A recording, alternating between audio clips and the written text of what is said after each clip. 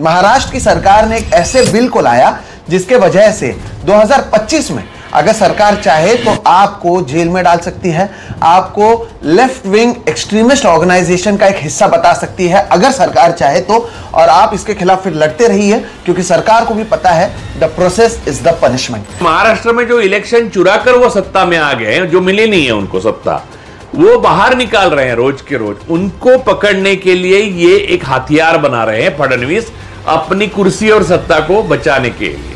Who are you to decide left and right? Who are you to decide whether left is good or right is good? Urban Naxal नाम की कोई चीज है ही नहीं, और ये आपने खुद संसद में कहा है कि ये संवैधानिक तरीके से कानून नहीं लाया गया है और इसके प्रावधान भी संवैधानिक नहीं है। तब सुधीर मुनगंटीवार विधानसभा में वो कहते हैं कि अब जंगलों से नक्सलवादी निकलकर यूनिवर्सिटीज के लाइब्रेरीज में पहुंच चुके हैं। महाराष्ट्र के विधानसभा की चुनाव, हरियाणा के चुनाव, लोकसभा के ये चुनाव, ये सारे चुनाव रिग्ड हुए हैं, तो ये इनकी सत्ता भी है ना, लोगों ने चुन के इनको दिया ही नहीं है, इसलिए इनको डर लगता है कि कभी भी कुर्सी जा सकती है, लोग उनको हिला सकते हैं, इसलिए डर के मारे नए नए कानून बना रहे हैं। जंगलों से बाहर अर्बन एक्सट्रीमिज्म की अगर हम बात करें पिछले 5-10 सालों में, तो आपके सामने सबसे बड़ी केसेस कौन सी आएंगी? अखलाक, पानसरे, दाभोलकर, गौरी लंकेश, यही तो है। बाकी जंगल का नक्सलवाद हम समझ सकते, चलो आप जो भी बता रहे हैं, इसमें कहीं पे भी लेफ्ट विंग का कोई लेना देना है नहीं है। हाँ। कि ये लोग वो लोग हैं अपने देश को जलाकर उस भस्म पे राज करना चाहते हैं। इन लोगों में से ये कानून उस प्रक्रिया का एक हिस्सा है। तो ना खाता ना वही, जो फडणवीस कहे वही सही एक। और फडणवीस क्या कहता है कि मेरे मन को भाया, मैंने कुत्ता काट के खाया, जो करना है करो। फडणवीस, मोदी, शाह, अडानी, ये लोग इन 11 सालों में इन्होंने जो किया है, तो क्राइम अगेंस्ट ह्यूमैनिटी में इंटरनेशनल कोर्ट में इन्हें दुनिया भर में एक दहशतवादी घोषित करना चाहिए, क्योंकि अपने ही निरपराध बेकसूर जनता के खिलाफ वॉर उन्होंने छेड़ी, जंग छेड़ी है, और ये स्टेट स्पॉन्सर टेररिज्म को चला रहे हैं। इसका हथियार ये कानून बना है। दर्शकों, बात है जून महीने की, 25 जून की बात है। देश भर में बीजेपी की ओर से संविधान हत्या दिवस मनाया जा रहा था।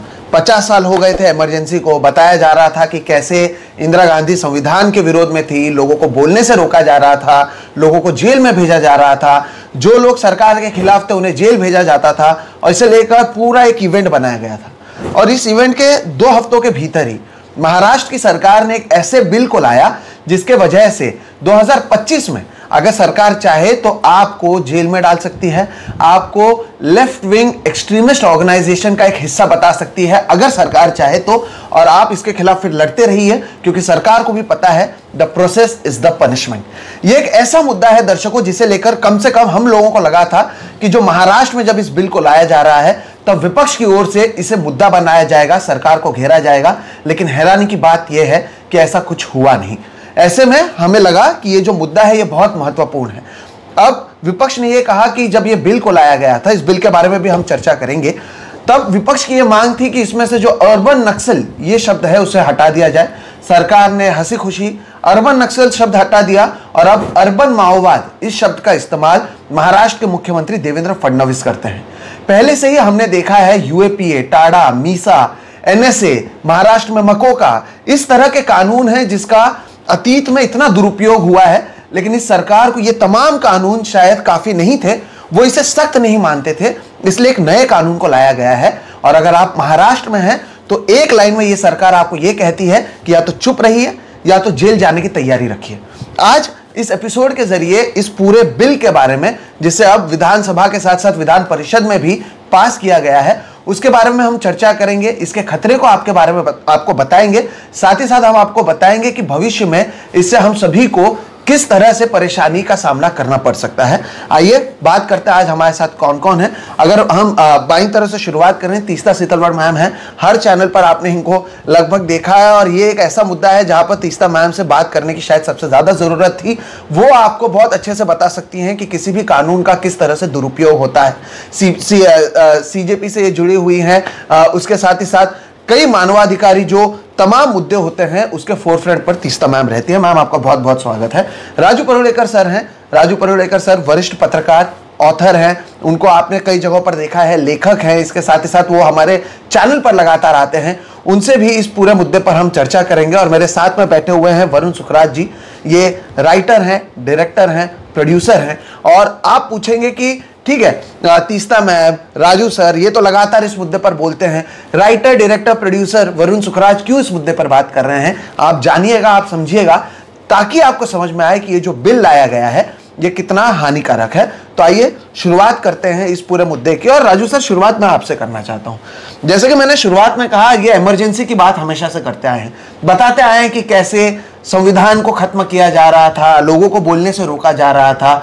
संविधान हत्या दिवस पर हमने वीडियोस भी किए थे। और उसके 10 दिनों के भीतर एक ऐसे बिल को लाया जाता है जिसके जरिए कोशिश ये होती है कि जो एक्सट्रीम लेफ्ट विचारधारा है उस पर कार्रवाई की जाए। एक तरीके से इनकी ओर से कहा जाता है Maharashtra special public security bill के जरिए कि लेफ्ट विंग एक्सट्रीमिस्ट ऑर्गेनाइजेशंस जो हैं वो धीरे धीरे बढ़ते जा रहे हैं, जिनके ऊपर कार्रवाई की जानी चाहिए, और इसलिए इस बिल को लाया गया है। हालांकि राइट विंग एक्सट्रीमिस्ट ऑर्गेनाइजेशन का कहीं कोई जिक्र नहीं है। इस पूरे बिल को आप किस तरह से देखते हैं, क्या सोचते हैं इसके बारे में? अगर इससे हम शुरुआत करें। देखिए, पहले ही एक बात है कि महाराष्ट्र के बारे में अगर कहें, जो मोदी देश में करते हैं वो फडणवीस महाराष्ट्र में करना चाहते हैं, वो उनकी रिप्लिका यहाँ करना चाहते हैं, वो वैसे ही बनना चाहते हैं जैसे मोदी, क्योंकि 75 साल के बाद वो शाल उनको मिल जाएगी जो भागवत धर्म की, तो उसके बाद फडणवीस उनकी जगह लेना चाहते हैं। तो वो सोचते हैं कि उत्तराधिकारी के मामले में मैं कहीं कम ना रह जाऊँ। तो हो ये रहा है कि इस कानून को एक तो जन सुरक्षा कानून किस लिए बताया गया है, क्योंकि आज की तारीख में सबसे ज्यादा हिंसा अगर है, और या हिंसा की प्रवृत्ति या हिंसा के लिए बढ़ावा अगर कोई दे रहा है तो एक्सट्रीम राइट विंग दे रहे हैं।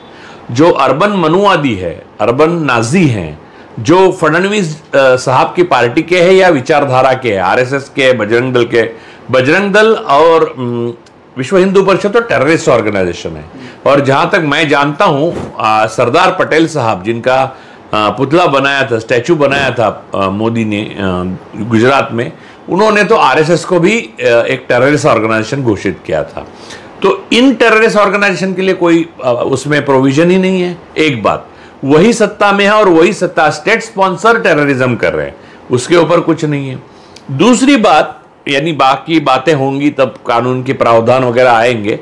दूसरी बात, मुझे आश्चर्य होता है, अपने आप में आप एक्सट्रीम राइट हो, एक्सट्रीम लेफ्ट हो या मिडिल पाथ पे चल रहे हो politically, thinker, as a thinker, तो वो गुनाह कैसे होता है, अपराध कैसे होगा? मैं एक्सट्रीम लेफ्ट हूं समझ लीजिए, या मैं एक्सट्रीम राइट हूं, या मैं मिड पाथ, मिडवे पकड़ के चल रहा हूं, या right to left, centre to left हूं, सेंटर टू राइट हूं, तो वो अपने आप में अपराध कैसे होता है? ये तो सोच फडणवीस की है। इससे आपने जब तक कोई हिंसा नहीं की तब तक तो आप हिंसाचारी नहीं है। दूसरी बात, तीसरी बात, संगठन एक्सट्रीम लेफ्ट जो आज तक थे, जो बंद किए गए, या 72% नक्सलिज्म या माओइज्म, जो सो कॉल्ड माओइज्म, उसके ऊपर भी मैं बात करूंगा, वो बंद हुआ तो जो कानून थे उनसे ही हुआ। 72% अगर काबू में आ गया तो 28% के लिए अलग कानून की क्या जरूरत थी? और तीसरी सबसे बड़ी बात, अर्बन माओवादियों की बात करते हैं तो माओ तियनमान स्क्वायर में सबसे बड़ा स्टैचू माओ का है। माओ के देश में मोदी 18 बार जा चुके हैं जब मुख्यमंत्री थे। उनकी माओ के पॉलिटिकल स्कूल जो है उसमें भगवत कोश्यारी से लेकर तरुण विजय तक सारे बीजेपीएन सीखे, उसके फोटोग्राफ्स मैंने आपको देने, आप दिखा सकते हैं, वो उनके वेबसाइट पे ही थे बीजेपी के। तो क्या कह रहे, तो झूठ बोलने की जो परंपरा आरएसएस की, फिर मोदी की, वही फडणवीस आगे चला रहे। उनको वो एनजीओ जो हैं, जो स्वतंत्र इंडिपेंडेंट कार्यकर्ता हैं, कार्यकर्ताओं के जो कुछ गुट है जो काम करते हैं संविधान के लिए। देखिए, उन्होंने कहा कि वारकरी जो जा रहे हैं उनमें माओइस्ट घुस गए हैं, या नक्सली, अर्बन नक्सल, तो वो कौन थे? जो संविधान लेके जा रहे थे। इसका मतलब संविधान की किताब, जो हमारी भारत के संविधान की किताब, उसे वो रेड बुक मानते हैं माओ का। और रेड बुक अगर गलत है तो मोदी को जाना नहीं चाहिए। और 2000 वर्ग किलोमीटर जो हमारी जमीन चीन ने कब्जा की है, तो उनके खिलाफ बोलना शुरू करें फडणवीस, वो नहीं करेंगे। हाँ, तो यहां के कार्यकर्ता जिन्होंने इनको 240 पर लोकसभा में रोक लिया और महाराष्ट्र में जो इलेक्शन चुरा कर वो सत्ता में आ गए हैं, जो मिली नहीं है उनको सत्ता, वो बाहर निकाल रहे हैं रोज के रोज, उनको पकड़ने के लिए ये एक हथियार बना रहे हैं फडणवीस अपनी कुर्सी और सत्ता को बचाने के लिए। और सबसे बड़ी बात यह है कि विपक्ष के जो लोग हैं, एक तो आधे पढ़े हुए हैं, उन्होंने, वो तो पढ़ते ही नहीं, कोई बिल आता है तो सबसे बड़ी गलती विपक्ष की है। दूसरी बात, उन्होंने जो भी पाप किए हैं, जो भी कर्म किए हैं, वो is complicit in crime with Fadnavis and company. Mungantiwar, Fadnavis, इनके बारे में विपक्ष, वो मैं देखा विधानसभा और विधान परिषद में जनसुरक्षा कानून पे जब चर्चा हो रही थी, ये लोग बात कर रहे थे विपक्ष के, तब ऐसा लग रहा था ये दो जो महापुरुष है दोनों, जबकि ये लोग लोगों का, आम आदमी का दमन करने के लिए एक कानून ला रहे थे, जिस कानून को पूरी तरह से असंवैधानिक और गैरकानूनी ही है वो। बस उसकी बेसिक जो चीजें हैं वो सारी चीजें बेबुनियाद है, और इस कानून की जरूरत और इस कानून की प्रावधान दोनों फडणवीस ने अपनी सत्ता को बहुत ही एब्सोल्यूट तरीके से, पूरी तरह से, यानी उसको दबाने के लिए, दमन के लिए बनाई गई है। और इसके साथ मिलकर विपक्ष ने उस बनाने के प्रक्रिया में हाथ बटोरा है फडणवीस साहब का। तीसरा में, यह महत्वपूर्ण बात विपक्ष को लेकर है, और मैं दर्शकों को बता दूं कि इस बिल को एकनाथ शिंदे जब मुख्यमंत्री थे, यानी 2024 के मॉनसून सेशन में लाया गया था, तब इसका विरोध किया गया। फिर देवेंद्र फडणवीस नवंबर में मुख्यमंत्री बने, दिसंबर में इस बिल को लाके कमेटी को भेजा गया था। 25 लोग थे उसमें, जिसमें विपक्ष के लोग भी थे। 12,000 से ज्यादा लोगों ने वहां पर अपने सजेशंस दिए थे, और जो जानकारी हमारे पास है उसके अनुसार उसमें से 80% सजेशंस ये थे कि इस बिल को रद्द कर देना चाहिए। लेकिन उस पर फोकस ना करते हुए केवल 3 छोटे बदलाव किए गए। और तीसरा मैम, इसमें मुद्दा यह है कि देवेंद्र फडणवीस का मानना है कि जो पहले से तमाम कानून है, हमने देखा है उमर खालिद यूएपीए के अंतर्गत 5 साल से जेल में है, किसी को पता नहीं उसने क्या किया, लेकिन देवेंद्र फडणवीस का मानना है कि ये जो कानून है वो सख्त नहीं है, और एक नए कानून को ला रहे हैं। और इसके साथ ही साथ जो सर आप बात कर रहे थे कि विपक्ष का, जब इस बिल को लाया गया तब सुधीर मुनगंटीवार विधानसभा में वो कहते हैं कि अब जंगलों से नक्सलवादी निकलकर यूनिवर्सिटीज के लाइब्रेरीज में पहुंच चुके हैं, और विपक्ष में कोई आवाज नहीं उठाता। तो तीसरा मैम, इन पूरी चीजों को देखकर एक तरीके से, क्योंकि ये जो कानून है, हम इस पर चर्चा करेंगे कि इसके जो डेफिनेशन है वो इतने ब्ला हैं कि अगर कोई अनलॉफुल एक्टिविटी करता है, गैर कानूनी गतिविधि कोई करता है, तो उसके ऊपर, उस ऑर्गेनाइजेशन पर, उसके लोगों पर कार्रवाई कर सकते हैं। अब अनलॉफुल एक्टिविटी क्या है किसी को नहीं पता। हो सकता है ये जो हम 4 लोग बैठकर यहाँ पर चर्चा कर रहे हैं, सरकार के लिए ये भी अनलॉफुल एक्टिविटी है कि आप सरकार से सवाल पूछ रहे हैं। ऐसे में पहले से यूएपीए, टाडा, मकोका, मीसा से लेकर पोटा, कितने कानून से हमने देखा है कैसे दुरुपयोग किया गया है। क्या और लोकतंत्र का गला घोटने के लिए इस कानून को लाया गया है? आप कैसे देखते हैं? देखिए सोचिए, पहले तो बहुत बहुत शुक्रिया आपके, आप ये बहुत ही महत्वपूर्ण इश्यू पे आप ये चर्चा आज रखे हैं। और अफसोस की बात है कि बाकी जो गोदी मीडिया है इस पे चर्चा कर ही नहीं रही है। एक बात मैं कहूँगी कि प्लेटो से लेके एरिस्टोटल, जब से लोकशाही जमहूरियत शुरू हुई, फिलोसॉफिकली मैं बात कर रही हूँ, कानूनी फिलोसफी, 2 तरह के कानून होते हैं। एक तो जो अत्याचारी सरकार लाती, मतलब जो सरकार संविधान के बेसिस पे, लोगों के आधार पे सरकार नहीं बनी हुई। हमारी सरकार ऑस्टेंसिवली एक संवैधानिक ढांचे पे बनी हुई है, क्योंकि ये कहते हैं ना हर साल की 5 साल इलेक्शन होते हैं, तो हम आपके पास आते हैं, उसमें से 7% से ज्यादा लोग वोट नहीं देते, फिर भी वो चुनाव आयोग को कैसे गोलमेल कर रहा है वो अलग बात। तो सबसे बुनियादी विषय ये है कि ये संवैधानिक तरीके से कानून नहीं लाया गया है, और इसके प्रावधान भी संवैधानिक नहीं है। ये सबसे पहले है कि अगर आप संविधान के ऊपर विश्वास करने वाले कोई कानून लाते हैं, तो संवैधानिक धारा जो है 14, 15, 19, 21, जो हमारे फंडामेंटल राइट्स है, मूल अधिकार है, उसको आप देख के चलेंगे। ये कानून क्या करता है? साफ बात, आपने सही कहा कि केंद्रीय स्तर पे यूएपीए है, जिसमें 2008 में जब यूपीए की सरकार थी, 4 में लाया गया, 2008 में अमेंडमेंट किया गया, जो भी गलत था, और 2019 में तो बहुत ही सख्ती का अमेंडमेंट किया अमित शाह के आने के बाद, गृह मंत्री होने के बाद। ऑलरेडी आपके पास यूएपीए का कानून है, मकोका आपके पास 99 से है महाराष्ट्र में, जो ऑर्गेनाइज क्राइम के खिलाफ कानून है। तो ये कानून Maharashtra special public safety bill की क्या जरूरत थी? जरूरत इसलिए थी क्योंकि यूएपीए सख्त कानून है, अत्याचारी कानून है, मकोका भी बहुत सख्त कानून है, कम से कम कुछ जुडिशियल रिव्यू की कुछ बातें हैं उसमें। ये कानून में कुछ भी नहीं है, पूरा का पूरा। डेफिनेशन की बात तो मैं आऊंगी उसमें 2 मिनट में, मगर मैं जो जुडिशियल रिव्यू की बात है कि आप एक संगठन को धारा 3 से लेकर 7 तक यहाँ पे डेफिनेशन है, आप इसको अनलॉफुल, गैर कानूनी आप डिक्लेयर कर सकते हो बिना कोई कानूनी ओवरसाइट, मतलब जुडिशियल ओवरसाइट के। मतलब कोई पुलिस ऑफिसर, डिस्ट्रिक्ट कलेक्टर या तो कोई मंत्री ये घोषित कर दे कि अनलॉफुल संगठन है, तो मतलब कोई भी इंडिपेंडेंट, जो हमारा संविधान 3 बुनियादी ढांचे पे खड़ा है। एक क्या है? लेजिस्लेचर, एग्जीक्यूटिव और जुडिशरी। जुडिशरी को एक चेक्स एंड बैलेंसेस की तरफ रखा गया है, और वो चेक्स एंड बैलेंस ये कानून से पूरे का पूरा है ही नहीं, गायब है।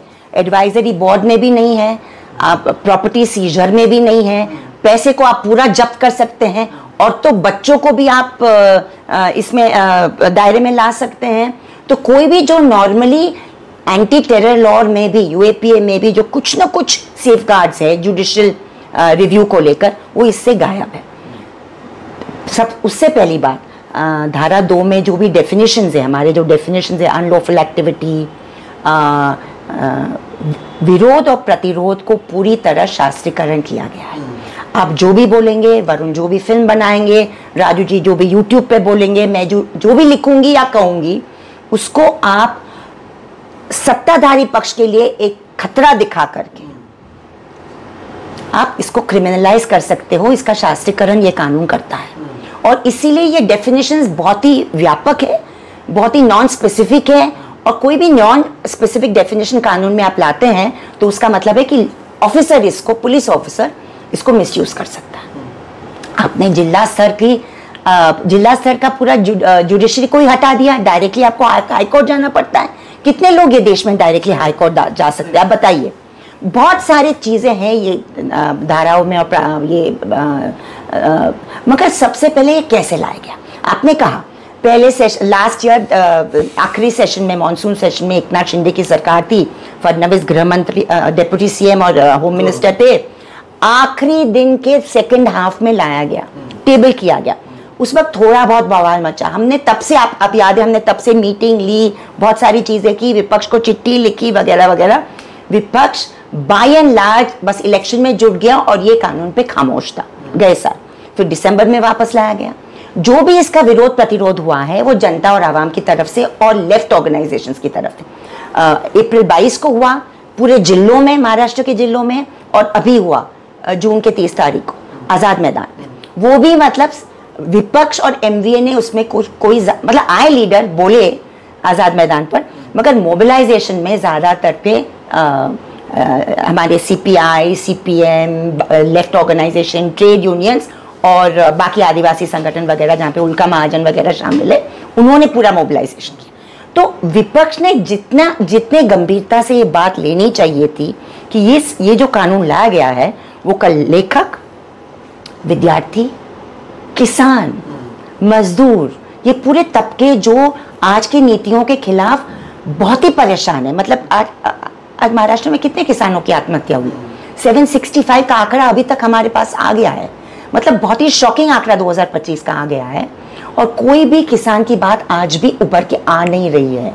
अच्छा, बच्चियों के साथ जो हमारे स्कूलों में हो रहा है, कल ही या परसों स्नेहा बर्वे के साथ, एक पत्रकार के साथ पुणे के चौक पर एक झुंड होके मारता, उनको, उसके खिलाफ ये कानून नहीं लाया जाएगा। क्योंकि जैसे राजू जी ने कहा कि राइट विंग एक्सट्रीमिज्म तो ये सरकार का साथ देता है, इनका दोस्त है, पूरे इम्यूनिटी एंजॉय करता है।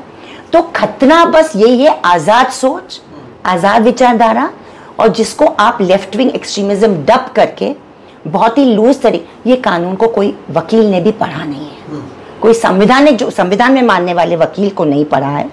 एक पुलिस ऑफिसर जो नक्सल वादे के खिलाफ थे, उसका नाम दिया गया है कि इनकी वजह से हमला। तो पुलिस, अगर पुलिस से हमको कानून लिखवाना है तो हम ब्रिटिश जमाने में ही चले जाते।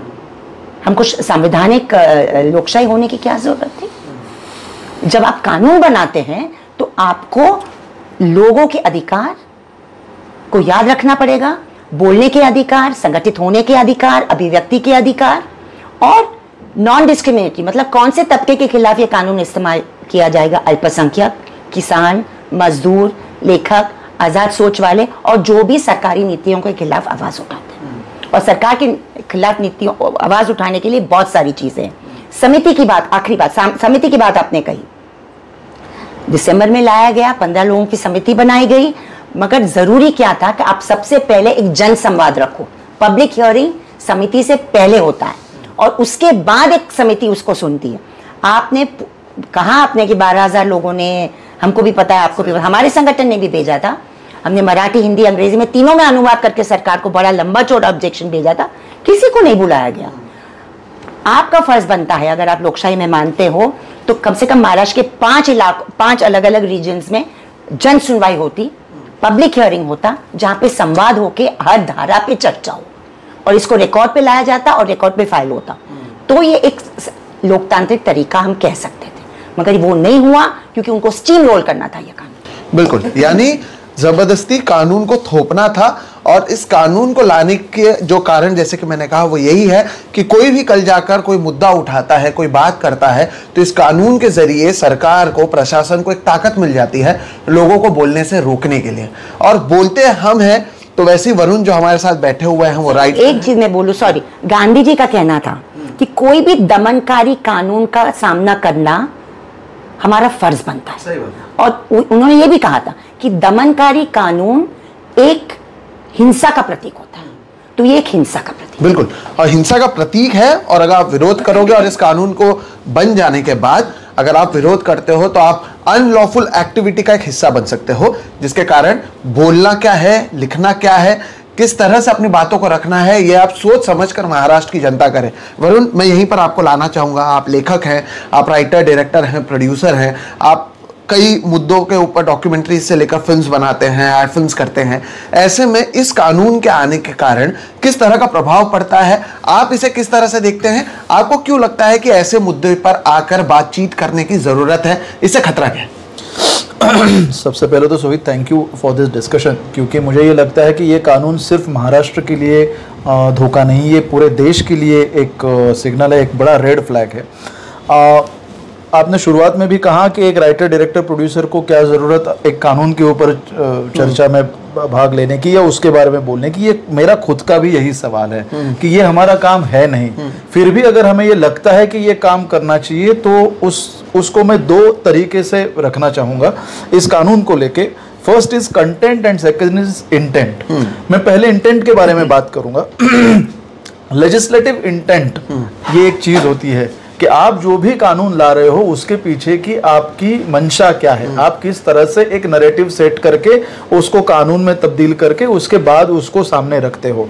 इसमें जो चेंजेस अभी किए गए हैं मुझे उस चेंज से ही सबसे बड़ा प्रॉब्लम है। चेंज के पहले के कानून से तो था ही, क्योंकि एक्सट्रीम, ये देखो, first thing I guess constitution के 15th क्लॉज के हिसाब से ये हमारे इक्वलिटी पर डायरेक्ट अटैक है। Who are you to decide left and right? Who are you to decide whether left is good or right is good? We are all equal in the eyes of the law. We are supposed to. Correct. Right? आप किसी भी विचारधारा के हो, आप इस देश के नागरिक हो। ये कानून एक शुरुआत है इस तरह से विचारधाराओं में डिस्क्रिमिनेशन करने की। This is the first time कि इस तरह से इन वर्ड्स का यूज किया जा रहा है कानून के, क्योंकि उसके बाद फिर बातें आती है कि ये राइट के लिए क्यों नहीं। This begins with a discrimination, point 1, जो डिस्क्रिमिनेशन नैरेटिव्स में बहुत सालों से चल रहा है। now it legitimizes that discrimination. Left or right, if we go back into the history, basically ये left और right कहाँ से आए? बहुत बार ये होता है कि एक दो जनरेशन ऐसी हो जाती है कि जिनको एक ही पॉलिटिकल फ्लो में जीने की आदत पड़ जाती है and they don't have time, रोजमर्रा की जिंदगी में वो फंसे पड़े हैं। आज लेफ्ट को किसी मॉन्स्टर के जैसे पोर्ट्रे किया जा रहा है and which is dangerous. whether I'm not a part or member of any left or right organization, I'm just an artist. But आज तक इस देश में लेफ्ट लीनिंग आर्टिस्ट ने जो कंट्रीब्यूशन दिया है वो बहुत बड़ा है। आप शैलेंद्र से लेके के अब्बास से लेके अगर शुरुआत करो अब तक, आप मुझे ये बात बताइए, एकदम बेसिक सवाल है मेरा, पिछले 10 सालों में पान सिंह तोमर, बैंडिट क्वीन, रंग दे बसंती जैसी एक भी फिल्म आपने देखी? तो क्या हम राइटर और डायरेक्टर सिर्फ आपको अच्छे लगे गुड़ी गुड़ी फिल्म बनाए, या फिर आपने जो बड़ी बड़ी शादियां की है उनके वीडियोस को ही हम मोन्टाजेस में कन्वर्ट करके, जैसे आज पूरा मेन स्ट्रीम पिछले 3 दिनों से कर रहे हैं? As a writer director I think this is a disgrace, this is a disrespect to us as an artist. ये उसके इंटेंट के बारे में, कंटेंट के बारे में, जो अगर हम उस कानून को ढंग से पढ़े, फिर एक बार, एक आर्टिस्ट का ये काम होता नहीं है। अगर हमें ये करने पर आप मजबूर कर रहे हैं तो उसके कंटेंट में आप डिस्क्रिमिनेशन के साथ साथ आप बाकी हमारे फ्रीडम ऑफ एक्सप्रेशन के ऊपर भी आप आँच ला रहे हैं, और ये सब आप एक कानून के तहत कर रहे हैं। इसका डर ये है कि आज आपकी सरकार है, कल किसी की भी हो, कानून इज नॉट अ नरेटिव। सही बात। बट कानून विच इज डिराइव्ड और inspired by a narrative is a problem for us. For example, मैं इसके पहले भी बहुत बार लिख चुका हूं, कह चुका हूं, अर्बन नक्सल नाम की कोई चीज है ही नहीं। और ये आपने खुद संसद में कहा है, आपने ये मान्य किया हुआ है। तो अर्बन नक्सल इस टर्म को लेजिटिमाइज करने की ये कोशिश है। आप देखिए, ये जो मुनगंटीवार जी का जो स्टेटमेंट है, ये बहुत डेंजरस स्टेटमेंट है कि जंगल से निकलकर नक्सलिज्म जो है वो विश्वविद्यालय के लाइब्रेरी में आया है। तो क्या आप लाइब्रेरीज को डिफेम करना चाहते हैं? क्या आप विश्वविद्यालयों को, वो तो कर ही रहे, आप जेएनयू को कर ही रहे इतने सालों से, लेकिन इसी जेएनयू ने आपको कितने ब्रिलियंट माइंड्स दिए हैं इस देश को, इसके बारे में कौन बात करेगा? और जब आप ये लेजिटिमाइज करते हैं, इसका सबसे पहला इफेक्ट होता है जिसको हम चिलिंग इफेक्ट कहते हैं, जो मेरे पहले एक फिल्म में लॉयर सर ने एक्सप्लेन किया था, कि लोगों के मन में एक ऐसा डर बैठा दो कि लोग इस कानून का इम्पैक्ट उसका ये होने तक वो सोचे ही ना। मुझे खुद पिछले 5 दिनों में 4 कॉल्स आ चुके हैं, 5 कॉल्स आ चुके हैं मेरे करीबी दोस्तों के, रिश्तेदारों के, now be careful, this is draconian. अगर वो मुझे कहते हैं केयरफुल रहना, तो वो तो सवाल ही नहीं है कि कल कुछ बोले। और अगर मैं मेरे चॉइस के विषय के ऊपर लिख नहीं सकूं, बोल नहीं सकूं, फिल्में कर नहीं सकूं, तो फिर as an artist it's a red flag for me. मेरे अस्तित्व पे ही ये सवाल है। It is not about a political intent only, it is all because मैं इस बारे में जब भी कोई विवाद या चर्चा होती है, मैं हमेशा कहता हूं कि पॉलिटिकल राइवलरी को हैंडल करने के लिए उनके पास बहुत सारे संसाधन है, ईडी है, सीबीआई है, जो पिछले सालों से हम देख रहे हैं।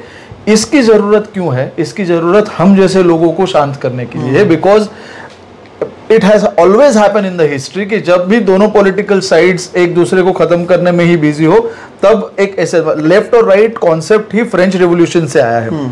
फ्रेंच रेवोल्यूशन जब हुआ, उसके बाद जब उनकी चर्चा शुरू हुई कि हम अब अपना खुद का एक संविधान, अपनी खुद की, तो एक हॉल में 2 साइड में 2 लोग बैठ गए, एक लेफ्ट में बैठे, एक राइट में बैठे। जो राइट में बैठे थे उनको वो मोनार्की और उस सबको उनको सपोर्ट करना था, और जो लेफ्ट में थे उनको रेडिकल चेंजेस चाहिए थे, प्रोग्रेसिव चेंजेस चाहिए थे। यहाँ से ये टर्म एक्चुअली आया। तो क्या हमें प्रोग्रेसिव रेडिकल चेंजेस नहीं चाहिए? क्या हमें उस विचारधारा को ही खत्म करना है जिस विचारधारा ने अब तक हमें ये सब दिया है? इसके आगे जाके I just finish my point with my personal experience. मैंने अब तक जो भी फिल्में बनाई है वो प्रो पीपल फिल्में हैं। मैं उन्हें एंटी एस्टेब्लिशमेंट नहीं कहता, बिकॉज उससे बहुत बड़ी बात होती है प्रो पीपल चीजें हम करना। एस्टेब्लिशमेंट तो आएगी जाएगी, बदलती रहेगी।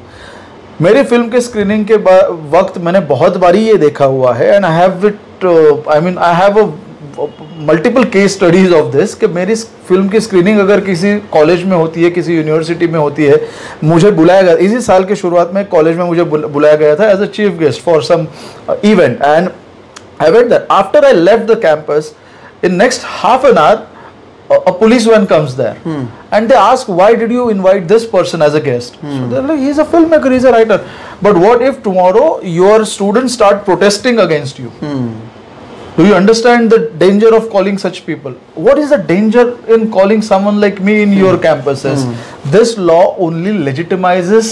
अभी तो सिर्फ ये है कि मैं आकर जाने के बाद सवाल पूछे जा रहे हैं, कल मैं आ ही ना पाऊं, हम बात ही ना कर पाए विद्यार्थियों से, ये कानून उस बात को बढ़ावा देगा, उसको ताकत देगा।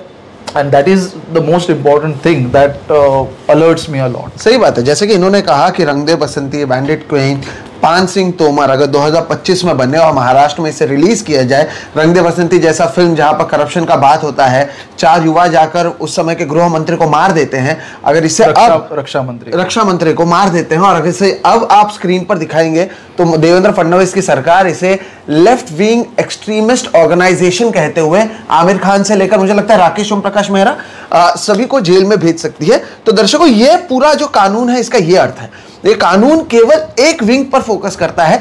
अगर एक्सट्रीमिस्ट हैं तो दोनों तरफ हैं। कानून कहता है, और देवेंद्र फडणवीस ने, राजू सर जब इसकी शुरुआत की तब उन्होंने कहा कि एक तो अमित शाह और देवेंद्र फडणवीस हर रोज कहते हैं कि हम नक्सलाइट्स को खत्म कर रहे हैं, पहली बात। अब उन्होंने कहा कि नक्सलाइट्स को हमने खत्म करके 2 तालुका के भीतर ही जो भी नक्सलिज्म है महाराष्ट्र में उतना आ चुका है।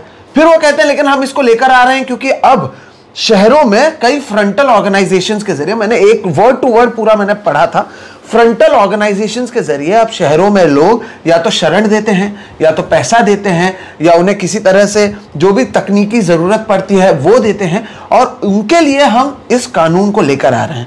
अब एक आप प्रूव कैसे करेंगे कि कौन क्या कर रहा है, कैसे कर रहा है, कौन लेफ्ट विंग एक्सट्रीमिज्म की बात कर रहा है? अगर कल आप और मैं तो रोज ही बैठते हैं, हम बात करते हैं, सरकार से सवाल पूछते हैं, हम लेफ्ट विंग एक्सट्रीमिस्ट ऑर्गेनाइजेशन में हैं या नहीं, अगर ये सरकार को ही तय करना है तो कल आपको, मुझे, तीस्ता मैम को, वरुण जी को, सबको तो जेल में भेज देंगे। 100% भेज देंगे। फडणवीस और अमित शाह की समस्या ये है कि मोदी जी के बाद में दोनों को प्रधानमंत्री बनना है और दोनों को गोलवलकर गुरुजी के ब्लू आइड बॉय बनना है। गोलवलकर ने जो गोलवल किताब लिखी अपनी, उसमें 3 दुश्मन बताए हैं, एक मुस्लिम, दूसरे ईसाई और तीसरे लेफ्ट। तो अब मुस्लिमों का लिंचिंग तो करके हो गया, ईसाइयों का लिंचिंग चल रहा है और पहले भी होता था, उनको जिसने किया उसको तो मंत्री भी बनाया था इन्होंने उड़ीसा से। अब रहे लेफ्ट, अब लेफ्ट लोगों की, यानी call him left and lynch him, ये लेवल पे जाने के लिए अब वो अपनी नागपुर की जो गौशाला है, यानी जिसको संघ बोलते हैं, वहाँ गोबर और गोमूत्र को पकवान मानते हैं, वहाँ पर जाकर फडणवीस ये दिखाना चाहते हैं, देखिए मुसलमान और ईसाइयों का बंदोबस्त तो लोग कर रहे हैं, मैं लेफ्ट का कर रहा हूँ, देखिए मुझे प्रधानमंत्री बनाओ। ये वाली, इससे ज्यादा कुछ भी नहीं है उनके दिमाग में, क्योंकि वो पढ़ते नहीं है, सोचते नहीं। आज तक मोदी जी ने जितना झूठ बोला है उतना इस देश में 2 ही लोग झूठ बोले हैं, 3 लोग बोले हैं, दूसरे हैं केजरीवाल, तीसरे हैं पवार और चौथे हैं फडणवीस। इन चारों की झूठ को इकट्ठा किया जाए तो पृथ्वी का सारा पाप एक तरफ हो जाएगा। तो इतना झूठ बोलने के बाद आप इनके शब्दों पर या इनके बातों पर, इनके कहने पर किसी पे भरोसा नहीं रख सकते। तो ये जो विपक्ष ने किया, जैसे कि हाँ फडणवीस साहब ने बोला है ना कि ये ऐसा नहीं करेंगे, इंडिविजुअल को कुछ नहीं करेंगे, इंडिविजुअल को कुछ नहीं। अब इंडिविजुअल देखिए हम एक सामाजिक प्राणी है, मानव एक सामाजिक प्राणी है। संघ में नहीं सिखाते, सब संघ में कुछ और सिखाते हैं, लेकिन मैं एक बताता हूँ, ये जो साइंटिफिक स्टडी है, सोशियोलॉजी, एंथ्रोपोलॉजी, उसकी मानव सामाजिक प्राणी यानी जानवर है। हम लोग एक अकेला जाकर आइलैंड पे नहीं रहता, हम दोस्तों के साथ रहते हैं, घुल मिलते हैं, हम हमारे जैसे सोचने वाले लाइक माइंडेड लोग हैं उनको मिलते हैं, उनको साथ लेकर हम खाना खाते हैं, चाय पीते हैं, बातें करते हैं, फिलोसॉफी आइडियोलॉजी की बातें करते हैं, कुछ कृति करते हैं, सिनेमा बनाते हैं, फिल्में बनाते हैं, ये जैसे डॉक्यूमेंट्रीज बनाते हैं, लिखते हैं, किताबें करते हैं, सब कुछ करते हैं। अब इसको संगठन कहा जा सकता है। अब ये जो 4 लोग हैं, जैसे कि वरुण सुखराज हैं, सोहित मिश्रा है, राजू परुलेकर है, तीस्ता सेटलवाड है, इनका एक संगठन है और इसका नाम कुछ भी रखा जा सकता है क्योंकि फडणवीस को ही रखना है। इन चारों का जो संगठन है उसका नाम एक्सट्रीम लेफ्ट एरो, चलो समझ लेते हैं हम लोग, एक्सट्रीम लेफ्ट एरो नाम के एक संगठन चलाते हैं। अब ये इसका कोई सबूत नहीं है, हाँ सबूत ढूंढने के लिए इनको अरेस्ट करना जरूरी है। तो अब देखिए इंडिविजुअल को अरेस्ट कैसा किया जा सकता है। अब सबूत ढूंढने के लिए अरेस्ट किया तो वो कोऑपरेट नहीं कर रहे क्योंकि ऐसा कोई संगठन है ही नहीं। तो कोर्ट में जाकर, क्योंकि कोर्ट भी तो हाफ चड्डी लोगों का ही है, संघ के लोगों का ही है 90%, तो उनमें वहां जाकर बोलेंगे कि नहीं ये कोऑपरेट नहीं कर रहे, ये वो जो लेफ्ट एरो वाला संगठन है उसका बात बता नहीं रहे। अरे कुछ है ही नहीं तो बताएंगे कैसे? जैसे कि शारजील इमाम और उमर खलीद कोऑपरेट इसलिए नहीं कर रहे क्योंकि कुछ है ही नहीं। तो अब हो गया, तो आप 3 साल तो ऐसे ही रहे। और ये कौन करेगा? सब इंस्पेक्टर लेवल का आदमी, सब इंस्पेक्टर लेवल का आदमी, यानी एब्सोल्यूट पावर चाहता है फडणवीस महाराष्ट्र में। और इसकी एक और वजह है, सिर्फ ये नहीं है कि उनको प्रधानमंत्री बनना है, उनको प्रधानमंत्री बनने के लिए अडानी की जरूरत है। क्योंकि जब इसी महीने में, पिछले महीने में 11 साल पहले मोदी ने प्रधानमंत्री पद पे दावा ठोका था, तब अडवाणी प्रधानमंत्री पद पे एक्चुअली प्रधानमंत्री बनने की रेस में अडवाणी थे और वो ज्येष्ठ भी थे। लेकिन अडवाणी को सारे जो पूंजीपति हैं, पूंजीपति यानी मैं पूंजीपति का मतलब कैपिटलिस्ट नहीं कहता, क्रोनी और माफिया, अंबानी, अनिल अंबानी, अडानी टाइप्स, उन्होंने डिक्लेयर कर दिया। क्योंकि तब तक प्रमोद महाजन जी की हत्या हो चुकी थी।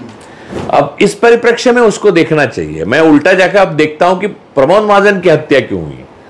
तो कई चीजें हैं जो बाद में हम निकालेंगे ढूंढ के, लेकिन प्रमोद महाजन की हत्या हो चुकी थी तो वो सारी चीजें जो है कैपिटलिस्ट यानी ये पैसे वाले जो अंबानी है, वो लोग बिरला, सबको हैंडल करना प्रमोद जी करते थे अडवाणी जी के लिए या वाजपेयी जी के लिए।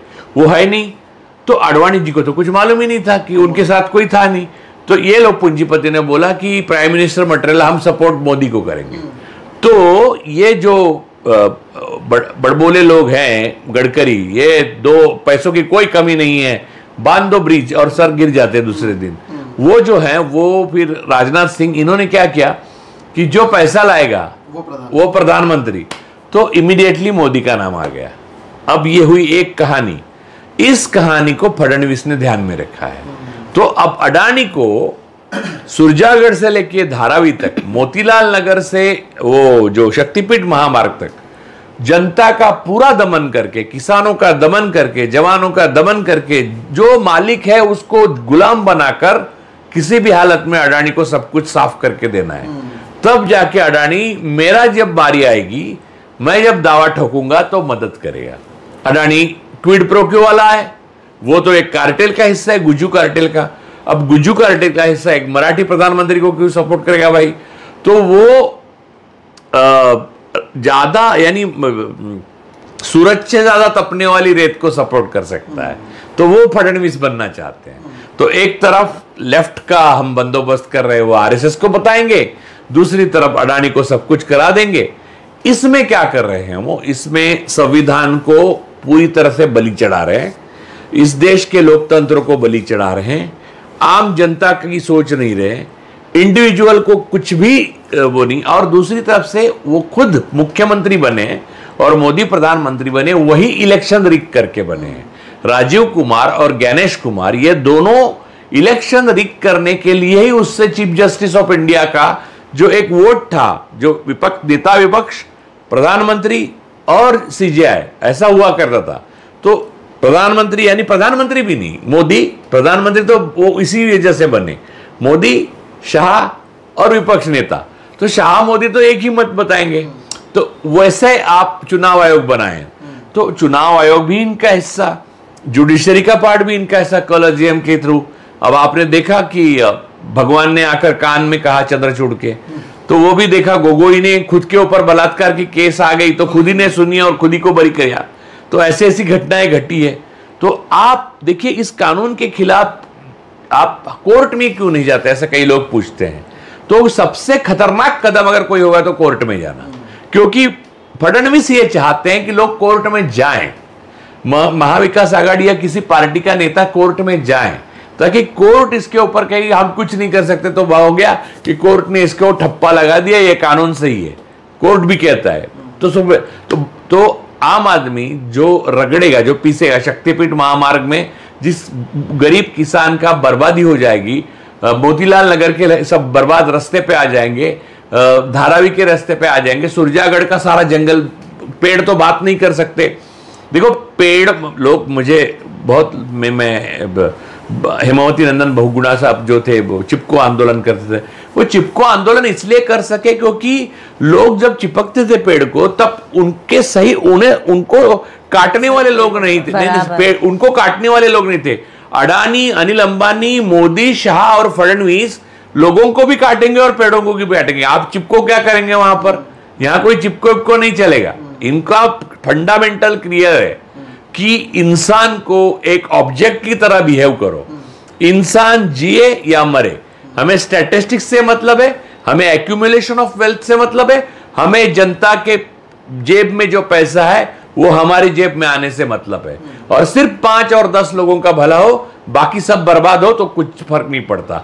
ये वो लोग हैं जिसको सुन त्सू ने कहा है, जो माओ के देश से आता है। उसने ये कहा है कि ये लोग वो लोग हैं अपने देश को जलाकर उस भस्म पर राज करना चाहते हैं। इन लोगों में से ये कानून ये कानून उस प्रक्रिया का एक हिस्सा है। ये महत्वपूर्ण है। और तीसरा मैम, जैसा कि राजू सर ने कहा कि कल हम लोगों का एक ग्रुप बना के बोल देंगे कि ये लेफ्ट विंग एक्सट्रीमिस्ट ऑर्गेनाइजेशन है, फिर आप लड़ते रहिए। और जैसे कि मैंने शुरुआत में कहा, process is the punishment. Bhima Koregaon में तो यही किया इन्होंने, लोगों को कई साल तक जेल में रखा। फादर स्टैन स्वामी की मौत हो गई।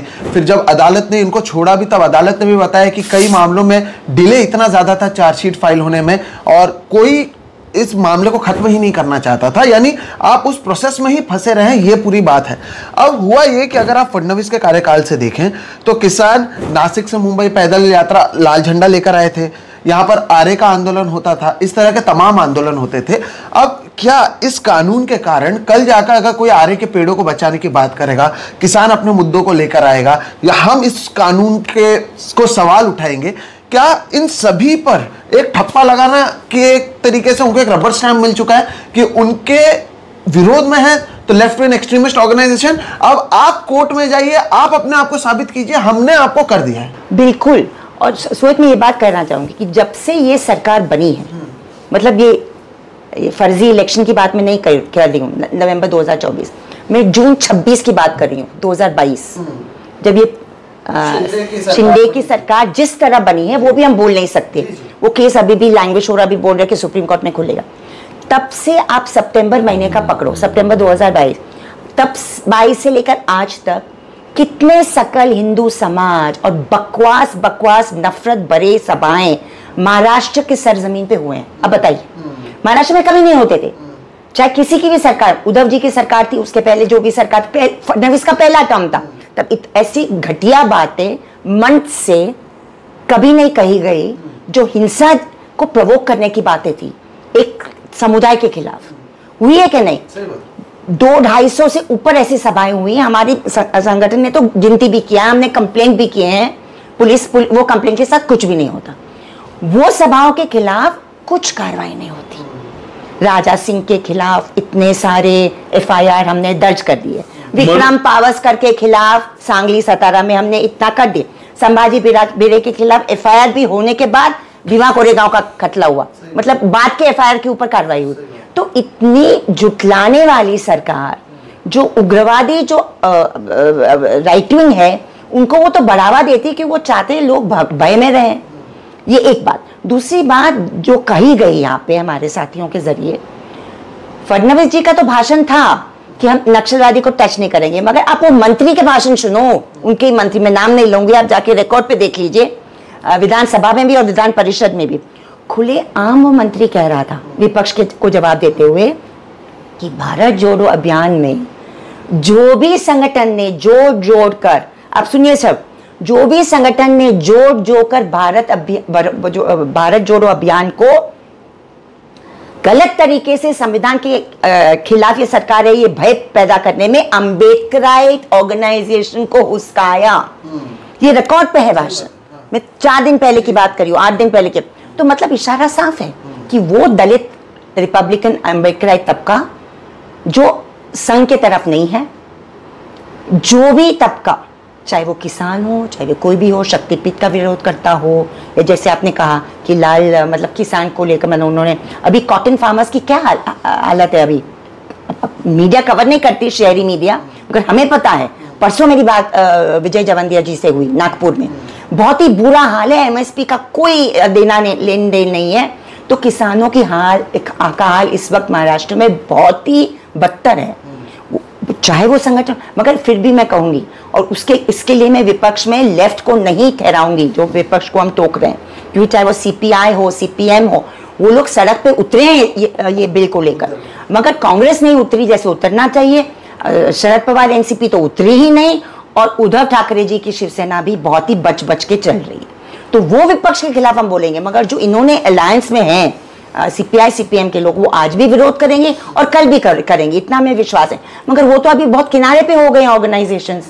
तो मेरा कहने का मतलब है कि जिस तरह के इशारा सरकार दे चुकी है, वो इशारा पुलिस के लिए भी है कि कोई भी विरोध, और डेफिनेशंस को देख लीजिए आपने खुद डेफिनेशंस पढ़े हैं, जिसके बारे में वरुण ने भी बात की और राजू जी ने भी बात की, कि डेफिनेशन से साफ है कि कल उठ के अगर महिला, जैसे महिला मिनाल तय करती थी, पानी वाली बाई, क्या वो स्लोगन था हमारा 70s में, पानी वाली दिल्ली में, दिल्ली वाली पानी में, और ऐसे फ्लैग उठा करके अगर रोलिंग पिन लेकर उतरते थे तो बोले ये भी हमारे सरकार के लिए खतरा है। अगर कल उठ के महंगाई को लेकर, गरीबी को लेकर, अर्थव्यवस्था को लेकर धारावी के लोग अगर कल अदानी के खिलाफ करने लग जाए और ऐसा आंदोलन करेंगे जो शांतिपूर्वक हो, कि हम बैठ के सड़कों पे खाना पका रहे हैं, ये हमारा विरोध है। हमको स्लोगन नहीं कराएंगे, साइलेंटली हम बैठ के यहाँ पे हमारी रोटी पकाएंगे क्योंकि हमारे घर छीने जा रहे हैं। वो भी आप कहेंगे कि आतंकवादी एक जेस्चर है। तो इतने वेग डेफिनेशंस जानबूझ के खुले रखे हुए हैं, ताकि जैसे उन्होंने कहा सब इंस्पेक्टर को थोड़ा सुधार करके उन्हें डीवाईएसपी लेवल कर दिया है, और एडवाइजरी बोर्ड पे अभी हाईकोर्ट जज को चेयरपर्सन बनाया, मगर एडवाइजरी बोर्ड का कोई सीमा नहीं, कोई ड्यूरेशन नहीं, कोई कार्यकाल नहीं। सरकार और पुलिस अपने आप, कोई भी संगठन, चाहे वो एरो हो या कोई भी हो, काल्पनिक हो या एक्चुअल हो, उसको आप अनलॉफुल डिक्लेयर कर सकते हैं विदाउट एनी प्रोसेस, मतलब कोई प्रोसेस के बिना। यूएपीए में कम से कम एक प्रोसेस है, गलत सही मगर है, जुडिशियल रिव्यू का प्रावधान है, मगर उसको भी आपने निकाल दिया। और आखिरी चीज, हमने मकोका की बात की, अपने यूएपीए की बात की, बीएनएस 2023 भी अभी लागू हो चुका है देश भर में, और उसके आप धारा 113 पढ़ो, पूरे यूएपीए के धाराएं, हाँ, जो नॉर्मली एक काउंटर टेरर लॉ पर सीमित रखे जाते हैं, जो स्पेशल सर्कमस्टांसेस में लाई जाती है। ये भी मैं कहूंगी कि यूपीए 1 ने वो काउंटर टेरर लॉ को नॉर्मल क्रिमिनल लॉ में लाने का बहुत गलत काम किया था यूपीए 1 में 2004 में, जब उन्होंने पोटा रिपील किया। मगर वही प्रावधान आपने अभी बीएनएस में लाके रखे, तो यूएपीए में भी आप फंसाएंगे किसी को, एमएसपीएस में भी फंसाएंगे और मकोका में भी फंसाएंगे। मतलब क्या होगा कि जमानत के वक्त बीएनएस में अभी 479 की एक धारा है जो कहती है कि अगर प्रीवियस केसेस हो तो आपको जल्दी जमानत नहीं मिल सकती। तो हर जगह आप लोगों को तो 3, 5 और 7 साल का जो है इसमें पनिशमेंट, वो उससे कोई मायने नहीं रखेगा। आप 3, 5 साल से ज़्यादा ही काट लेंगे, क्योंकि आपके ऊपर यूएपीए भी धारा लगी हुई है, आपके बीएनएस की भी 113 लगी हुई है, या यूएपीए की बीएनएस की 152 लगी हुई है, जिसको सेडिशन प्लस कहते हैं लीगल फिलोसोफर्स, कि मतलब सेडिशन, राजद्रोह का जो कानून सुप्रीम कोर्ट ने बार बार कहा है कि अगर हिंसक बात नहीं हुई हो तो राजद्रोह नहीं बनता, और सुप्रीम कोर्ट का कहना है कि इसको निकालो, ये कॉलोनियल इरा का कानून है, उसको आपने बीएनएस में लाके रखा 152 में। तो हर तरह से ये नागरिकों की आवाजों को जकड़ और दबाने का काम ये कानून का। इसमें सबसे बड़ा सवाल दर्शकों और वरुण यही है कि ये कौन तय करेगा कि अनलॉफुल एक्टिविटी क्या है क्या नहीं। और इसे लेकर इंडियन एक्सप्रेस में राजू सर, रोहन भट्ट नाम के एक वकील हैं दिल्ली के, उन्होंने बहुत अच्छा लिखा है कि अगर अंग्रेजों के समय इस नियम को लागू किया जाता तो महात्मा गांधी ने जो सॉल्ट सत्याग्रह किया था, नमक सत्याग्रह, उसके तहत उन्हें जेल में डाल दिया जाता।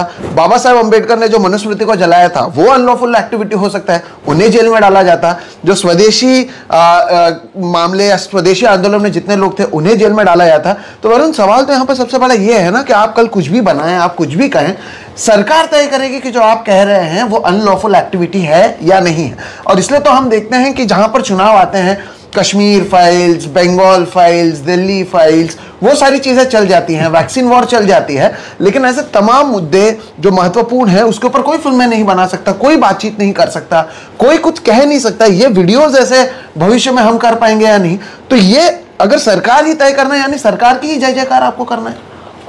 इसमें हम सबसे पहले तो एक चीज मैं बोलना चाहूंगा जो हम सबको बार बार खुद को बताना पड़ेगा कि सरकार और देश एक नहीं होते, देश अलग है, सरकार अलग है। अब परसों का जो डिस्कशन स्लैश डिबेट जो भी हुआ इसके ऊपर, उसमें से 2-3 स्टेटमेंट्स के बारे में मैं बात करना चाहूंगा कि इसमें डर क्यों ज्यादा है या फिर ये इतना वेग क्यों है।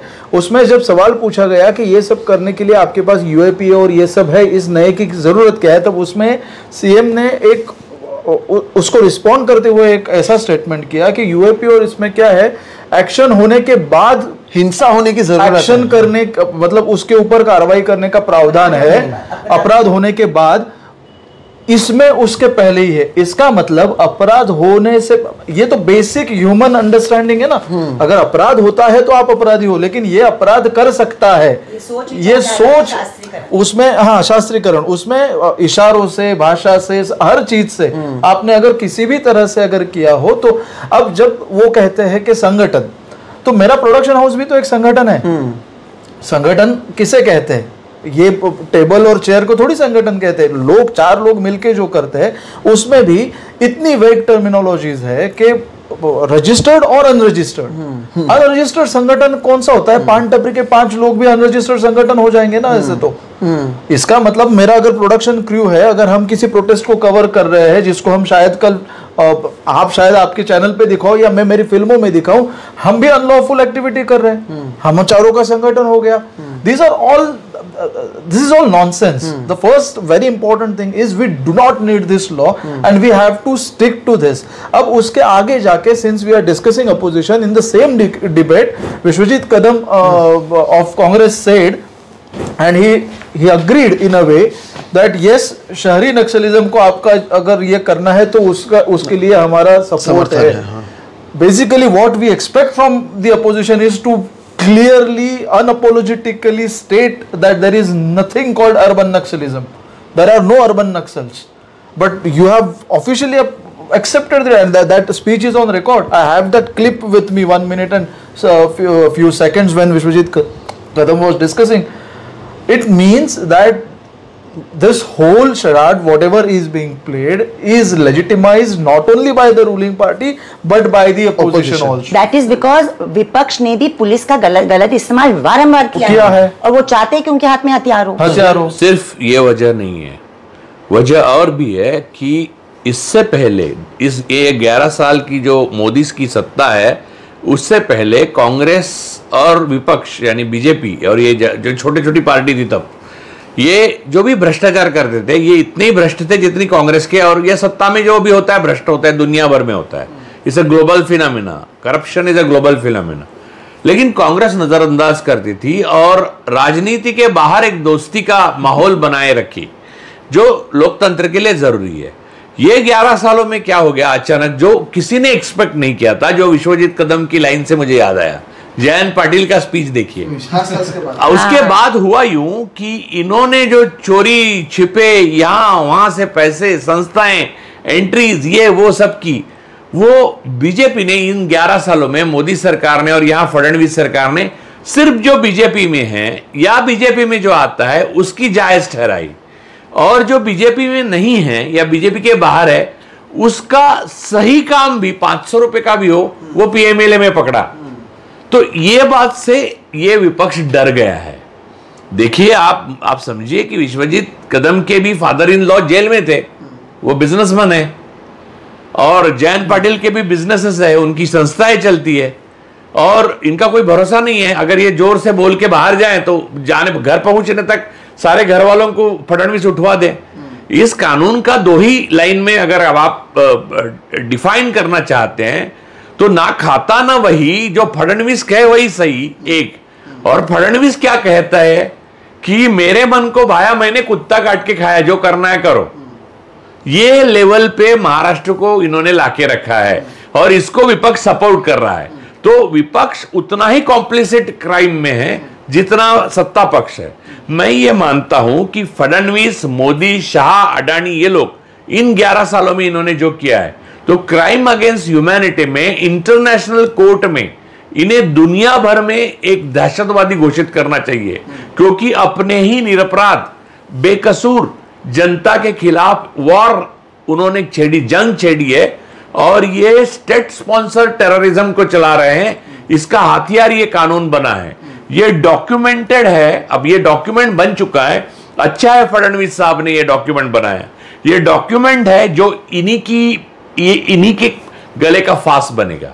लेकिन इसमें एक और चीज में आप तीनों से ये सवाल है कि ये लेफ्ट विंग एक्सट्रीमिज्म की तो बात करते हैं, राइट विंग एक्सट्रीमिज्म का कहीं जिक्र क्यों नहीं? अगर आप एक्सट्रीमिज्म के खिलाफ हैं तो एक्सट्रीमिज्म तो किसी भी तरह से गलत है। देखिए सोवियत कानून में ऑलरेडी प्रावधान है, राइट विंग लेफ्ट विंग कोई भी एक्सट्रीमिज्म के खिलाफ आप उसको डेफिनेशन, जैसे वरुण ने शुरुआत में की, आप एक बार डेफिनेशन शुरू कर देंगे, आप अपराध को देखना चाहिए। सही बात है। अगर मेरे भाषण से या आपके भाषण से या राजू के भाषण से आप एक तबके के खिलाफ हिंसा भड़का रहे हैं, और वो राइट विंग ही भड़का रहा है इस वक्त, और जैसे मैंने स्नेहा बर्वे का भी एग्जाम्पल दिया, वो मॉब के खिलाफ क्या होगा, उसमें आपके पास आईपीसी और बीएनएस में है प्रावधान, मगर आप कोई एक्शन नहीं देंगे, क्योंकि आपको अब सूट करता है कि महिलाओं के खिलाफ अपराध होते जाओ ताकि एक दहशत का वातावरण बनते जाए।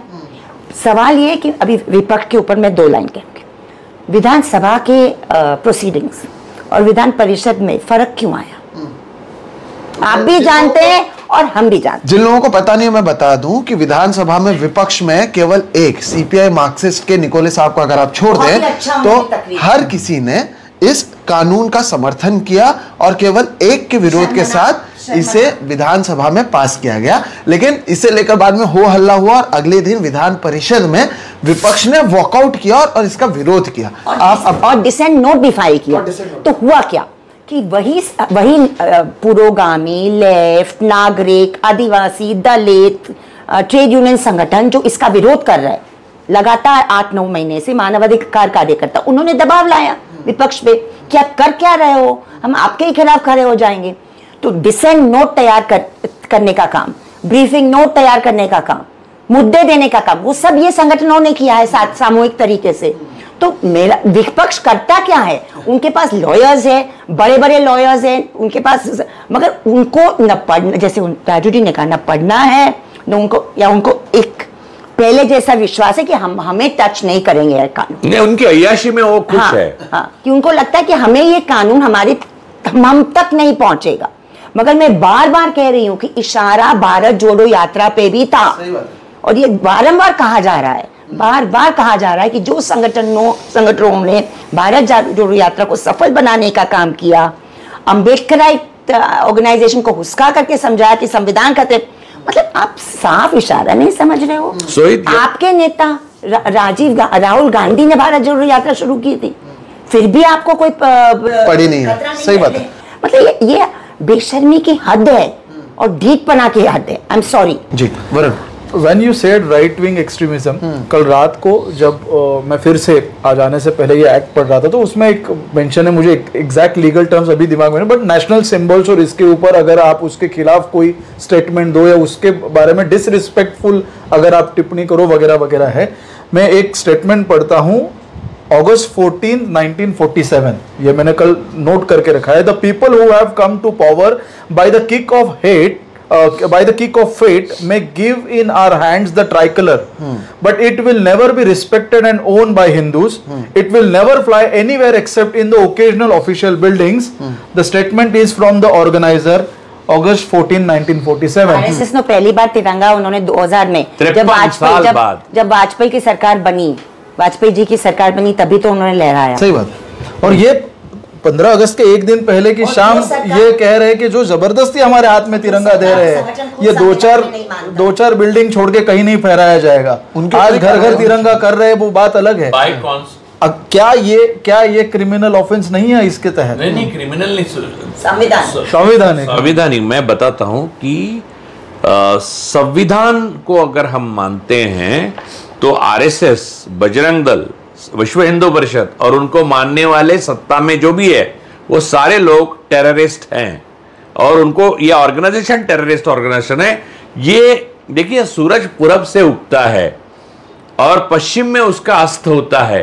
ये बताने के लिए आपको मोदी जी की जरूरत नहीं है, है ना।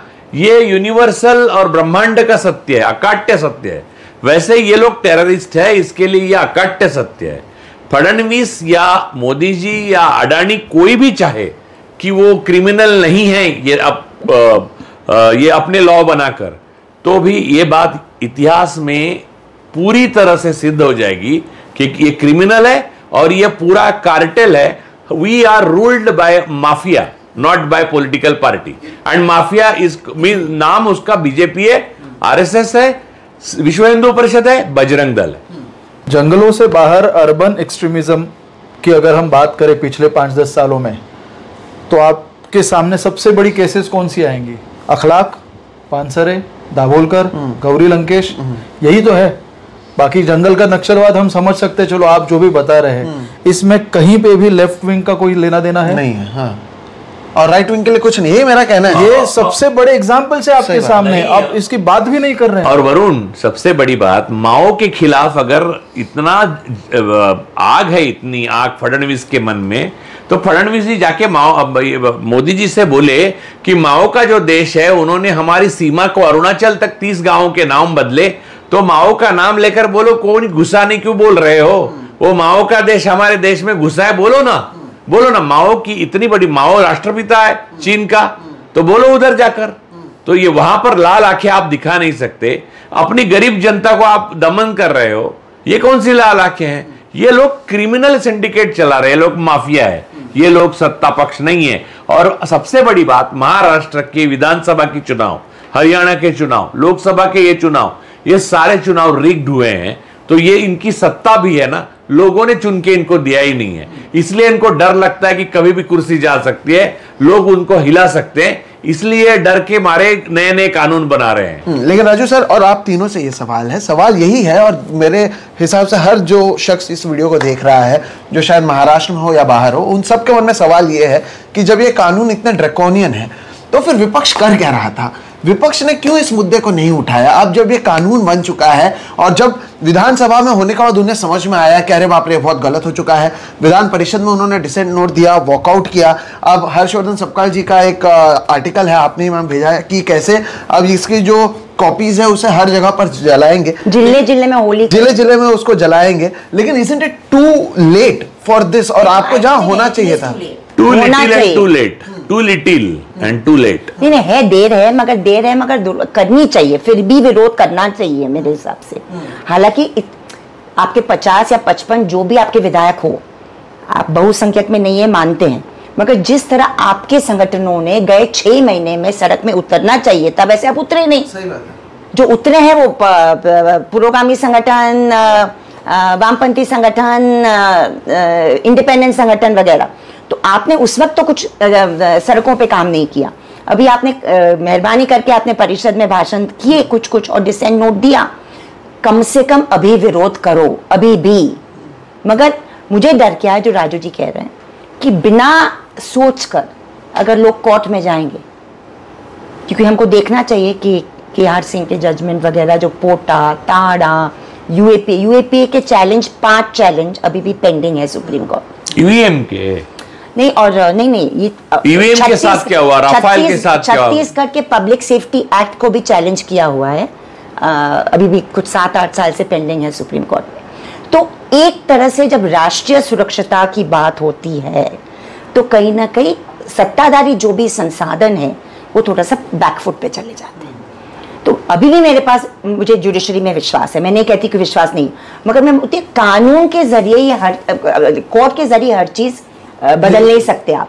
कहीं ना कहीं आपको जनता का आवाज भी दिखाना पड़ेगा, आपको ऑर्गेनाइज जनता का शांतिपूर्वक आवाज भी दिखाना पड़ेगा, जो एक्चुअली जमहूरियत और लोकशाही की नींव है।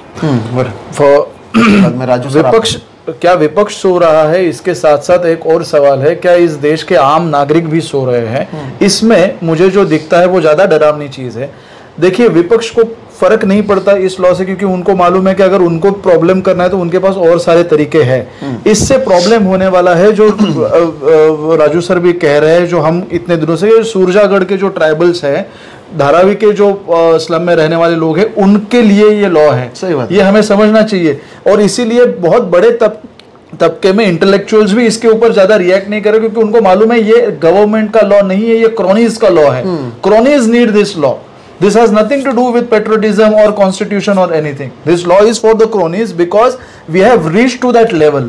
अभी वो अनरेस्ट, माफ कीजिए, इंटेलेक्चुअल्स इसलिए भी नहीं बोल रहे क्योंकि डरे हुए हैं। डरे हुए हैं ऑब्वियसली। अगर अभी तक इंटेलेक्चुअल जोर से बोलते 11 साल में, वो तो चुन चुन के ही बोल रहे हैं। वो तो है ही। माफ कीजिए, वो तबका भी खामोश है। जितना हम विपक्ष को बोले उनको भी बोलना चाहिए। इसीलिए मैंने वो क्या इंटेलेक्चुअल्स भी बात नहीं कर रहे, उसका रीजन यही है कि उनको वो इतने ज्यादा इंटेलेक्चुअल है कि उनको मालूम है कि ये अपने तक ना आए, इतने होशियार हम है।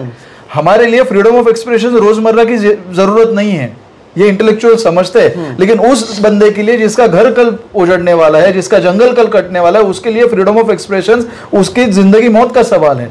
जब वो सवाल पूछेगा तब उससे मुझे कोई लेना देना नहीं होगा, उसको होगा। और जब वहां जत्थे जत्थे भर के, सपोज आप 200 लोगों ने उधर सूरजागढ़ के जंगल में प्रोटेस्ट कर दिया, आपको क्या पता चलने वाला है 6 महीने बाद यहाँ पे? सही बात है। वो 200 लोगों का मिला के एक अनऑर्गेनाइज्ड एक्सट्रीम लेफ्ट के 200 लोग अंदर पड़े हुए, क्या फर्क पड़ेगा आपको बांद्रा और पुणे और कोल्हापुर में बैठ के? नहीं पड़ेगा। इसीलिए कुछ लोगों की ये जिम्मेदारी बनती है, मुझे ऐसा लगता है, आर्टिस्ट हो, लेखक हो, पत्रकार हो, एक्टिविस्ट हो, इन नहीं सबकी बनती है एक्चुअली, वकीलों की है, सबकी है। विपक्ष की तो सबसे बड़ी है, बट वो तो हम उसी दिन डिसअपॉइंट हो गए। और देयर इज दिस बुक, मेरे फ्रेंड ने परसों मुझे बोला कि अरे ये डिबेट में ये बुक का title, it's a wonderful book, Fahrenheit 451। मतलब ये कहा जाता है कि एक कागज 451 फ़ारेनहाइट पे जलता है, बराबर जल सकता है। So we have reached to the brink now, and these all cronies, the politicians, they all understand that we are on the brink now. Any moment there can be a eruption of public anger over here, at multiple places, maybe at the same time. सही बात है। और इसलिए इस कानून को लाया जाए। And to curb that, दिख रहा है हमें, क्या हमें अनरेस्ट दिखाई नहीं दे रहा है? हमें दिख रहा है अनरेस्ट। नहीं, इसमें एक सब लोग बोल रहे हैं, वो बात याद रखो कि ये अडानी सुरक्षा कानून है। और आप समझिए कि अडानी का पतन होता है तो फडणवीस हो या मोदी हो, ठंडे पड़ जाए। इसमें एक लफ्ज भी यहां का वहां मैं नहीं करना चाहता।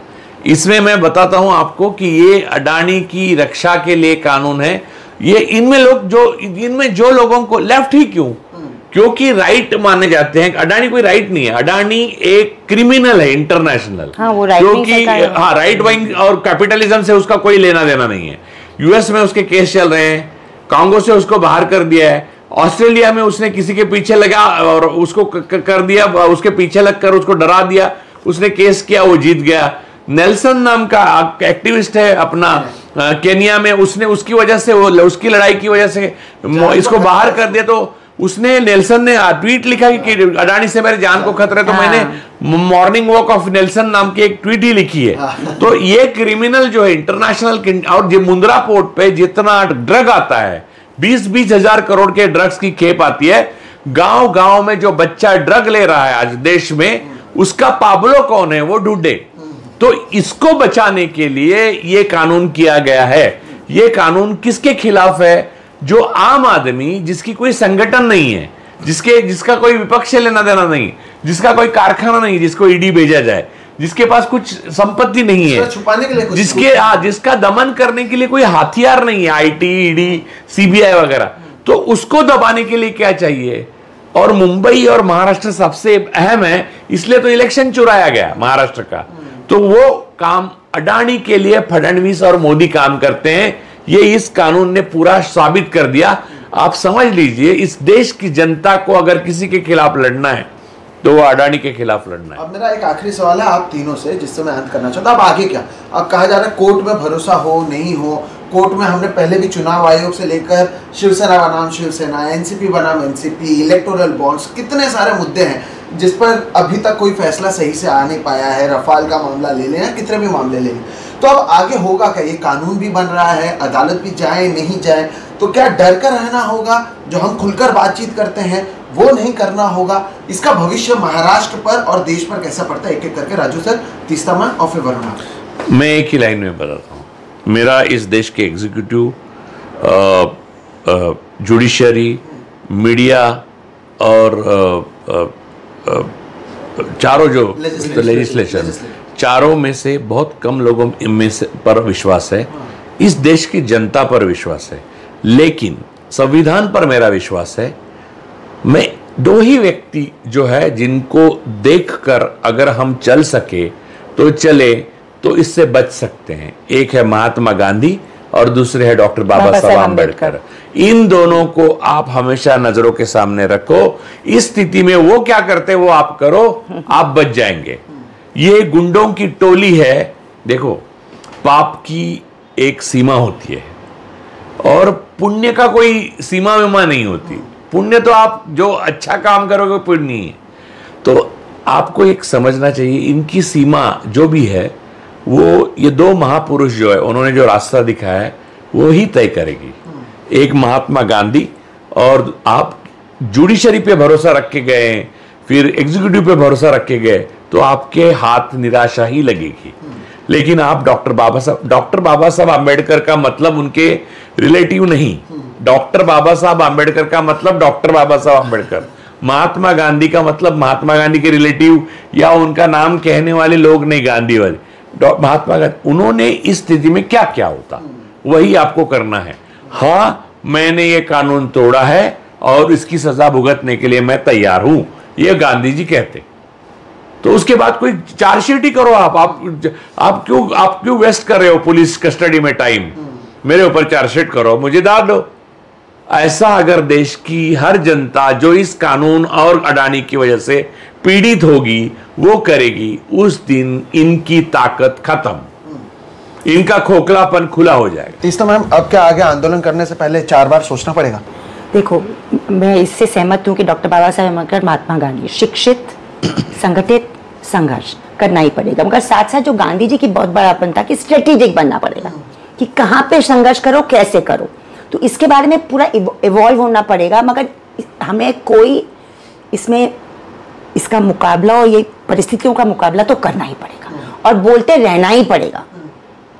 वो किस तरह वो शिक्षित लोग इसके बारे में समझे नहीं है, ज्यादा लोगों को पता नहीं है ये कानून के बारे में।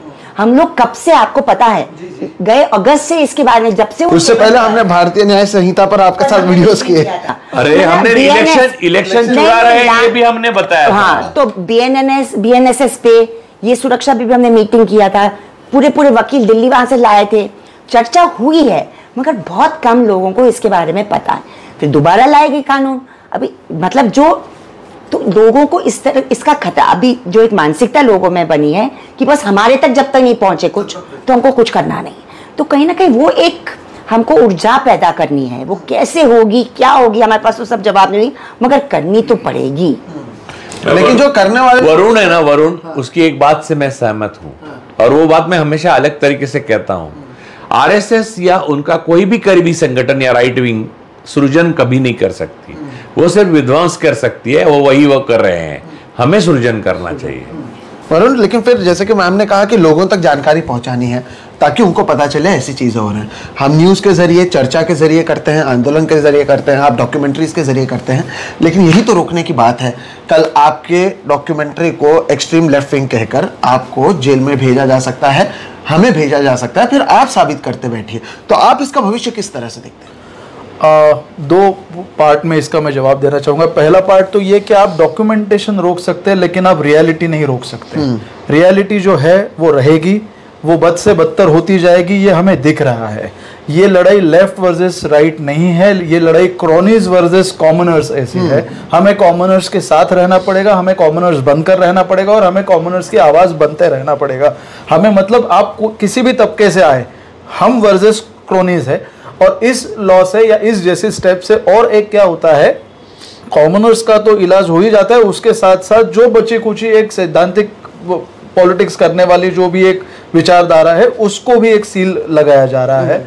मुझे ऐसा लगता है कि we will have to keep talking, will have to keep discussing irrespective of what profession you are. देखिए, इतिहास के हर अलग अलग मोड़ पे ऐसा वक्त आता है कि उस वक्त मायने नहीं रखता कि आप कितने अच्छे कवि है, कितने अच्छे डॉक्टर है या कितने अच्छे पेंटर है। उस वक्त आपको अपने और अपने आजू बाजू की शांति प्रगति के अस्तित्व के लिए काम करना ही पड़ता है।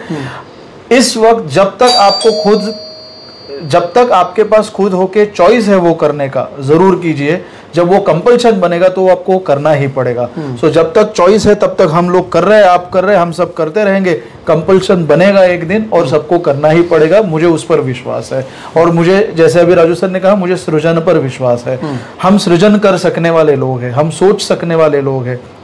उस हिसाब से देखा जाए तो हम एक्चुअली स्वतंत्रता पर विश्वास, सृजन वही कर सकता है जो स्वतंत्र है। सही बात है। किसी के जंजीरों में जकड़ा हुआ कुछ सृजन नहीं कर सकता। आजादी के आंदोलन में सबसे पहले आदिवासी किसान शुरू हुआ था। पहले मतलब मैं 90-95 साल पहले हमको पढ़ाई की जाती है शहरी लोगों की, मध्यम वर्गीय की, वकीलों की, लेखकों की। सबसे पहले आदिवासी किसान जिसको ये पूरे अर्थव्यवस्था जो अंग्रेजों की थी उनको नुकसान कर रही थी, इंडिगो फार्मर हो वगैरह वगैरह।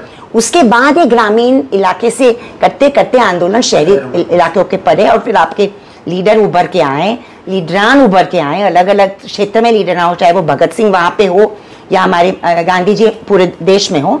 तो आपको जो भी तबका इसके ऊपर इसका विक्टिम बन सकता है उसके साथ खड़ा होना पड़ेगा, जो भी इश्यूज है उसके साथ खड़ा होना पड़ेगा और एक अलायंस भी बनाना पड़ेगा।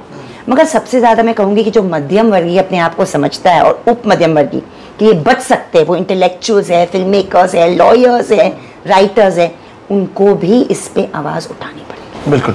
दर्शकों, मैं उम्मीद करता हूं कि जो चर्चा हमने आज की उससे आपको ये तो समझ में आ गया होगा कि ये कानून कितना खतरनाक है। और अगर आपको लगता है कि आपको क्यों इससे फ़र्क पड़ना चाहिए, तो यकीन मानिए अगर आपको फ़र्क नहीं पड़ेगा और कल आपको कोई परेशानी होगी तो आपके लिए भी कोई खड़ा नहीं रहने वाला है। क्योंकि अब जब इसकी ज़रूरत हो, अगर आप अब आवाज़ नहीं उठाते हैं तो कल जाकर ये आग आप तक ही पहुंचेगा। जैसे कि राहत इंदौरी कह चुके हैं कि लगेगी आग तो आएंगे कई घर जद में, यहाँ पर केवल हमारा मकान थोड़ी है। तो ये बात हर किसी को याद रखने की ज़रूरत है और मुझे लगा कि इसलिए महत्वपूर्ण है कि आज इस मुद्दे पर चर्चा की जाए और ऐसे लोगों से चर्चा की जाए जो लगातार इन मुद्दों को लेकर आवाज़ उठाते रहे हैं।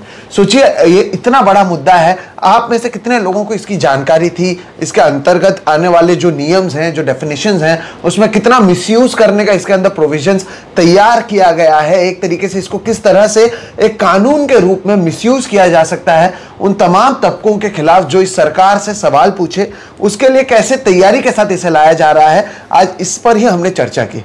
आप इस कानून के बारे में, हमारे चर्चा के बारे में, हमारे सभी मेहमानों के बारे में क्या सोचते हैं, इनके ओर से रखे गए मुद्दों को आप किस तरह से देखते हैं, कमेंट सेक्शन में जरूर बताइएगा। इसका हमें इंतजार रहेगा।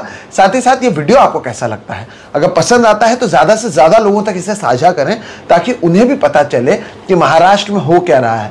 पहले गुजरात एक तरीके से इनका लैबोरेटरी था, अब वो लैबोरेटरी कहीं ना कहीं महाराष्ट्र बन चुका है और धीरे धीरे पूरे देश को अपना एक लैब बनाने की तैयारी कर रहे हैं। और अगर महाराष्ट्र जैसा प्रगतिशील राज्य में इतनी बड़ी घटना हो जाती है और लोग अब भी चुप हैं, तो कहीं ना कहीं ये अपने एक्सपेरिमेंट में कुछ हद तक सफल हुए हैं, ये तो मैं कह सकता हूं।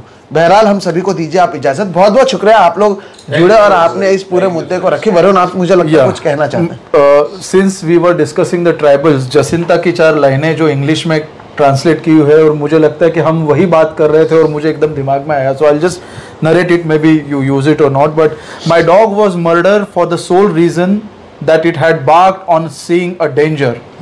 It was declared rabid before being killed, and I, a Naxal, in public interest. This is a line by Jacinta Kerketta, and this is what they are doing. जी, मुझे लगता है कि ये पूरे कानून को लेकर जो हमने चर्चा की है, इन 4 लाइनों में आप इसे समअप कर सकते हैं।